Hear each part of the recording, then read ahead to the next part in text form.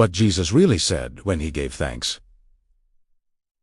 The Aramaic secret hidden since 1945. There is a moment in the life of Jesus that most people have never truly understood. It happens quietly, in the spaces between miracles and teachings, in the intimate act of giving thanks. Jesus did not simply say, "Thank you the way we do today." He spoke from a tradition so ancient, so precise in its language, that each word carried within it an entire spiritual technology. Jesus lived, taught, and prayed in Aramaic, one of the oldest Semitic languages still echoing across parts of the Middle East today.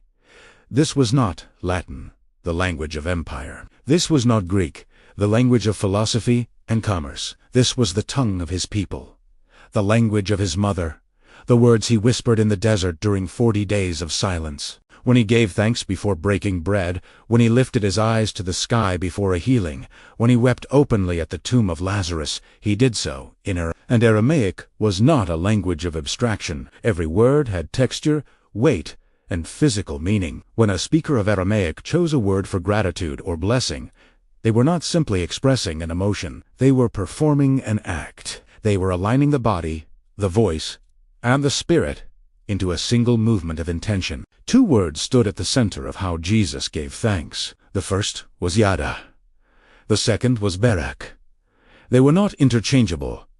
They were not decorative. They represented two distinct and complementary movements of the soul, and together they formed something far greater than a prayer. They formed a practice. And to understand why that matters, we first need to understand the world Jesus lived in.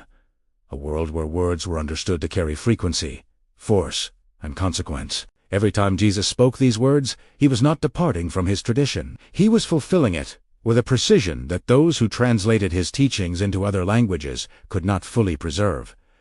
The flattening began early, and much of what was lost did not resurface until 1945, when a farmer in Egypt struck something buried in the earth and changed everything we thought we knew. The first word, Yadah, sounds like a breath released after a long silence. In its root form, it comes from the Hebrew Aramaic verb meaning to throw, to cast outward, to extend with the full strength of the hand. When Jesus used Yadah, he was not uttering a polite acknowledgement. He was performing a declaration with his entire body. The outstretched hand, the open palm directed toward the heavens, was not a gesture of submission. It was a gesture of recognition, a physical statement that said, "I see the source of all things, and I am reaching toward it." In the ancient Semitic world, this posture was not symbolic. It was understood as a real act of connection. When the arms were raised and the palms opened, the body itself became a channel, a living bridge between the human and the sacred. Scholars who have studied Aramaic prayer traditions describe this consistently when examining how gratitude functioned in the time of Jesus. It was not passive. It was active, embodied, and intentional. The gesture and the word were always spoken together. The texts that preserve this tradition, including those recovered from the Gnostic communities, indicates that Yadah was spoken in moments of overwhelming awareness. It was the word of someone who had stopped, fully stopped, and allowed themselves to be arrested by wonder, not the polite gratitude of routine, but the raw, almost involuntary gratitude of someone standing inside a revelation. When Jesus gave thanks before multiplying the loaves and the fish, before calling Lazarus from the tomb, before lifting the cup at the Last Supper, the posture and the word were inseparable. Yadah was not said from a distance. It was lived in that precise moment, with that precise gesture, in full and conscious contact with the divine. It was thanksgiving as activation. If these Gnostic teachings are awakening a desire for inner transformation within you, we prepared a guide to help you discover the beginning of this path. Link in the comments. The second word moves in an entirely different direction. Where Yadah reaches upward, Baruch descends. Where Yadah is the open hand extended toward heaven, Barak is the body bending toward the earth. In its oldest Semitic roots, Barak carries the image of a camel kneeling, lowering its enormous weight slowly and deliberately onto its forelegs so that a burden can be placed upon its back, or removed from it. This is not a metaphor added later. This is the original, embodied meaning of the word. When Jesus spoke Barak, he was invoking this ancient image with full consciousness. To bless, in the Aramaic tradition, was first to become a vessel, to make oneself capable of receiving and transmitting what comes from above. The one who blesses kneels before the source before speaking a word over another. The posture of humility was not separate from the act of blessing. It was the very mechanism through which blessing flowed. This is radically different from how the word bless functions in most modern religious contexts, where it often suggests a kind of formal approval spoken from a position of authority. In the Aramaic understanding that Jesus carried, Baruch was something far more dynamic. It was a movement of sacred energy, initiated by the one who first made themselves low enough to receive it. You cannot transmit what you have not first received, and to receive, you must be open.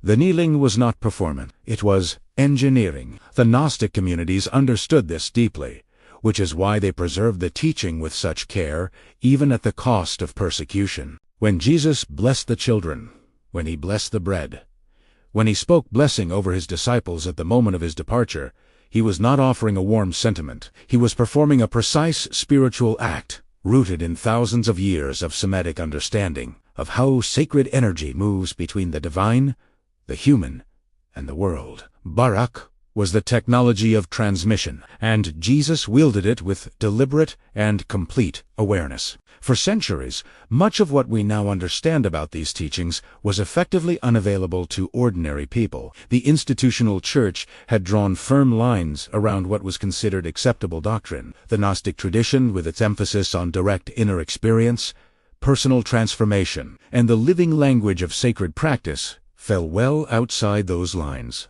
Texts that explored the deeper dimensions of Jesus' teachings, including the language, the practices, and the spiritual cosmology that gave words like Yadah and Barak their full meaning, were declared heretical. Communities that held these teachings were dismantled. Their texts were ordered destroyed, and for more than 15 centuries, that order appeared to have succeeded. But history has a way of preserving what power tries to erase. In 1945, near the town of Nag Hammadi in Upper Egypt, a farmer named Muhammad Ali el-Saman was digging in the rocky soil when his shovel struck something hard beneath the surface. What he uncovered were 13 leather-bound codices, ancient books sealed inside a large clay jar and buried in the earth. These are now known as the Nag Hammadi. They represent one of the most significant religious discoveries in all of recorded history. The texts had been buried by Gnostic monks, almost certainly in the 4th century, a deliberate act of preservation in the face of institutional persecution. These were not fringe writings. They were the carefully copied, deeply revered scriptures of communities who understood themselves to be the direct inheritors of Jesus' inner teachings. The Nag Hammadi manuscripts gave scholars and seekers a direct window into the world, where words like Yadah and Barak lived in their full spiritual context, not stripped of their embodied meaning, not flattened into doctrine, but alive within a tradition of practice and direct inner experience. What had been forbidden for over 1,500 years had survived in silence, waiting in the Egyptian desert to be found. If this teaching is stirring something in your heart, and you wish to explore it further, we created a guide that explains the first sacred words where the journey begins and their transformative meaning within the Gnostic teachings. The link is pinned in the comments. The complete circuit, Yadah and Barak. As live-in practice, what the Nag Hammadi texts revealed was not simply historical information. They revealed a path. The Gnostic tradition that produced these writings understood the teachings of Jesus not as doctrines to be believed, but as technologies to be practiced. And at the center of that practice was a specific inner state, one that Yadah and Barak were designed to both express and generate. The Gnostic understanding of gratitude was not a response to good circumstances. It was a discipline of perception, a trained capacity to recognize the divine presence within all things, at all times, regardless of outward conditions. This is what made the practice radical. It required the practitioner to move beyond conditional gratitude, the gratitude that depends on things going well, into a deeper register where the sacred is perceived as permanently present. When someone practiced Yadah in the Gnostic tradition, the outstretched hands and the voiced recognition were understood to shift the practitioner's inner state in measurable ways. The act of extending toward the divine, physically and verbally, was believed to dissolve the inner contractions of fear, separation, and doubt. It was a practice of opening, of deliberately choosing the posture of connection over the posture of isolation. Barak, in this context, worked in the opposite and complementary direction. The lowering, the deliberate act of making oneself receptive, created the inner condition necessary to receive what Yadah had acknowledged. Together, the two words formed a complete circuit of sacred energy. You reach toward the source, and then you become still enough to receive what flows back. This is not mysticism as abstraction. This is practice, as concrete and repeatable as breathing. The body is engaged. The voice is engaged. The attention is fully present, and in that convergence of gesture, sound, and awareness, something shifts. The Gnostic masters who buried those texts in the desert did not do so out of despair. They did it because they knew this teaching would be needed again. Exactly now, exactly by those ready to receive it.